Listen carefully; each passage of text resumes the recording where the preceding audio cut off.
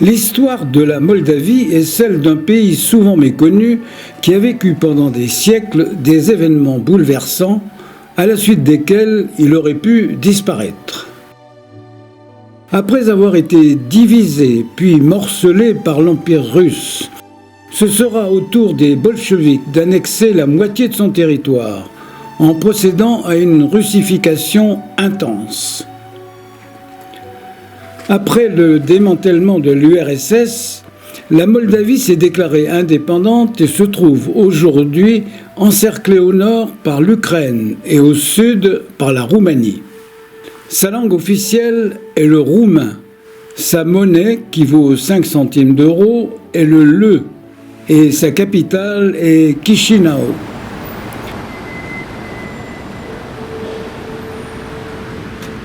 La première chose qui frappe lorsqu'on arrive à Chișinău est le bilinguisme quasi total de la population, qui parle couramment le russe en plus du roumain.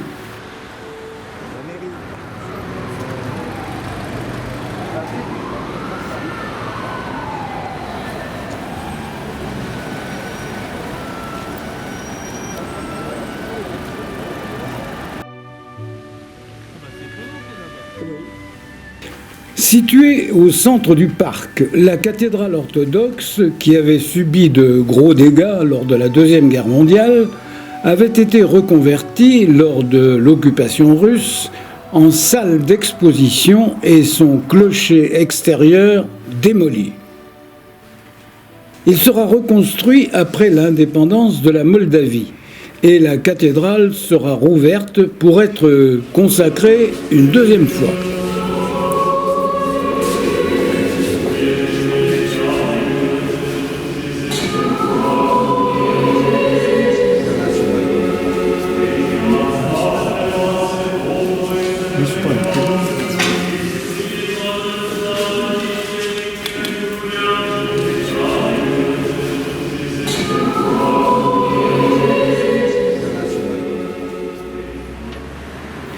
Comme pour l'ensemble du pays, cette statue est un symbole pour la ville de Chișinău.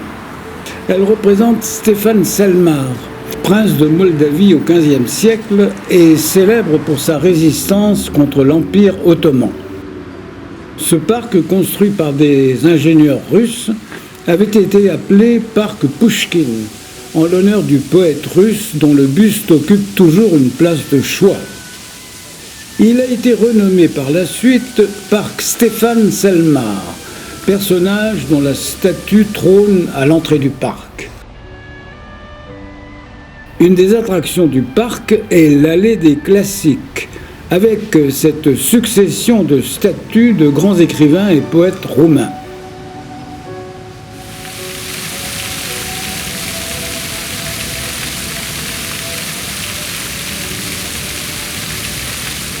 En Moldavie, le Parlement élit le président de la République.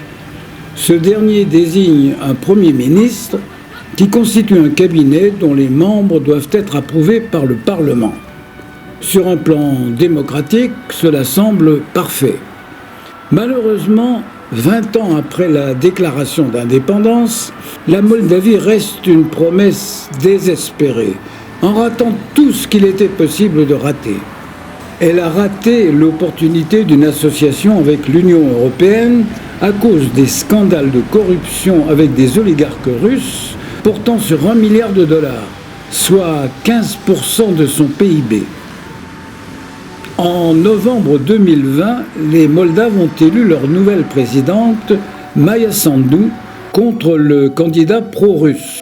Ils ont ainsi enfin pu choisir la voie d'une intégration européenne, en remplacement d'un régime totalement subordonné au Kremlin.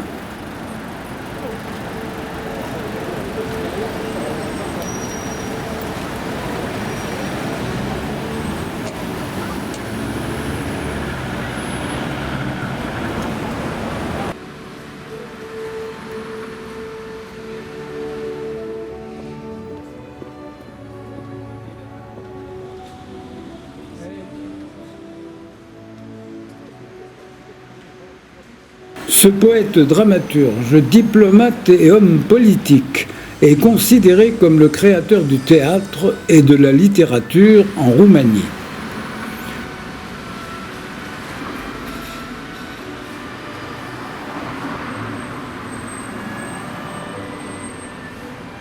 Ce lycée français est issu d'un projet conçu et mis en œuvre suivant les standards européens francophones.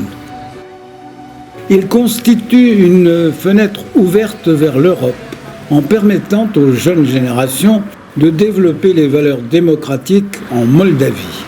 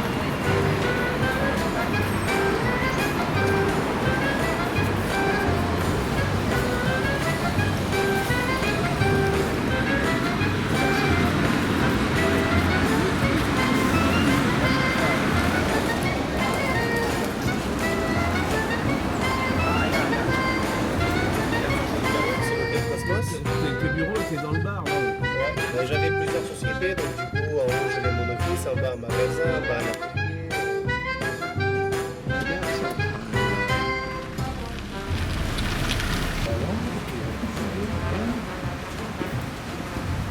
Le cirque de Chisinau a été construit en 1981 par les autorités soviétiques, alors chapeauté par le vieillissant président du Soviet suprême, Léonid Brejnev. Dans le but de divertir les masses, toutes les villes sous la coupe du Kremlin se devaient d'offrir de beaux spectacles à ses enfants chéris. Mais les difficultés économiques de la Moldavie ont eu finalement raison de lui, et le bâtiment a totalement fermé ses portes en 2004. Aujourd'hui, ce bâtiment fantomatique baigne dans une poésie d'outre-tombe, où l'idéal marxiste a laissé place au romantisme de la vieille pierre. Le Musée national d'ethnographie et d'histoire naturelle de Chisinau, construit dans un style oriental, est le plus grand et le plus ancien musée de Moldavie. Son patrimoine est constitué d'environ 135 000 pièces, réunies dans de nombreuses collections.